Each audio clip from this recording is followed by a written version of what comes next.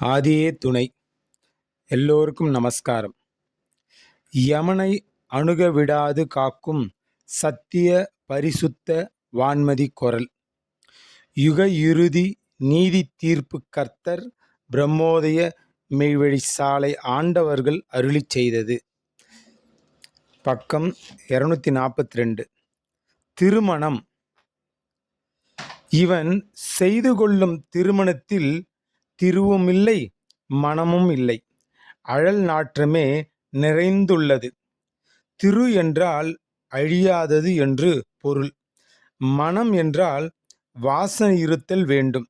இந்த இரண்டுமே இவன் செய்து கொள்ளும் திருமணத்தில் இல்லை. அப்படி இருக்க திருமணம் என்ற நாமத்தை ஏன் அதற்கு சூட்டினார்கள்?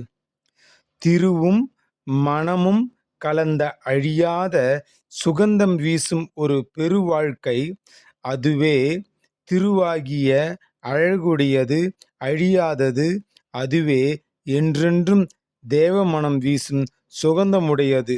அத்தேவ மனம் வீசும் பேரின்ப பெருவாழ்வை நீ அனுபவிக்க பிறந்தவன் என்று உன்னை சிந்திக்க வைக்கவே இந்த சிற்றின்ப சேர்க்கைக்கு திருமணம் என்ற நாமத்தை சூட்டி அருளியுள்ளார்கள். அந்த பேரின்ப வாழ்வை அடைவதற்கு இந்த சிற்றின்ப வாழ்க்கையும் தேவையானதுதான். இல்லையேல் உனது மனம் காமத்தில் அலைமோதி அந்த சிவயோக காமத்தில் லயம் பெறாது. ஒரு மனிதன் கல்யாணமாகாமல் பிரம்மச்சாரியாகவே இருந்துவிட்டால் மனிதன் பூண்டே அழிந்து போகும். மனித வர்க்கம் என்றென்றும் அழியாமல் வாழையடி வாழையாக வாழவே இந்த அற்ப போகத்தில் அவ்வளவு இன்பத்தை வைத்து படைத்தான் இறைவன். ஆகவே பருவமடைந்த ஆணும் பெண்ணும் திருமண வாழ்க்கையில் ஈடுபட்டே ஆக வேண்டும். தான் ஒரு கட்டை பிரம்மச்சாரி என்று பெருமையாக சொல்லிக்கொண்டு ஊற வேண்டுமென்றால் ஏமாற்றலாம். இவனால் பிரம்மச்சாரியாக இருக்க முடியாது என்று எமக்கு தெரியும். இவன் தூளத்தளவில் பிரம்மச்சாரியாக இருந்தாலும் மனதளவில் அசுத்தனாகிவிடுவான்.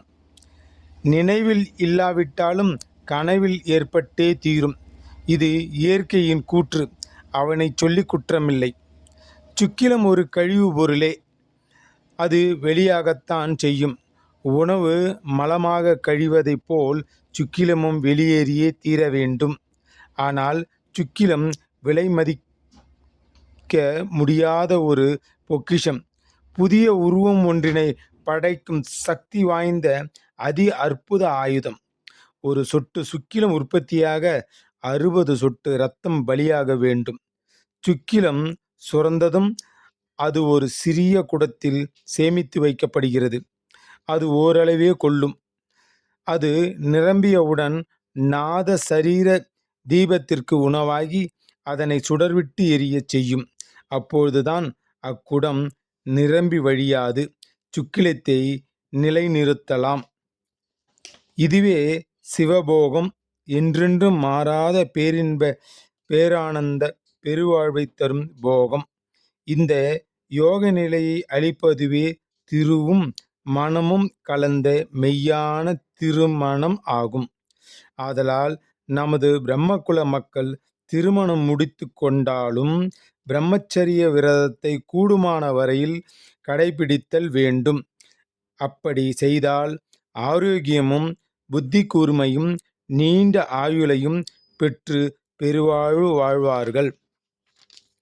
போகம் உனது சந்ததி விருத்தியடைய, சிவபோகம் நீ அழியா பதியில் குடியேற என்பதனை நினைவில் வைத்து போகத்தை தவிர்த்து சிவபோகத்தை கடைபிடிப்பதுவே நமது பிரம்மகுல மக்களுக்கு தலையான வேலை. இதுவே புதிதாக திருமணம் முடிக்க இருக்கும் தம்பதிகளுக்கு நாம் சொல்லும் அறிவுரை என்று நமது குலதெய்வம் பிரம்ம பிரகாச மெய்வழி சாலை ஆண்டவர்கள் திருவாய் மலர்ந்து அருளியுள்ளார்கள். நமஸ்காரம்.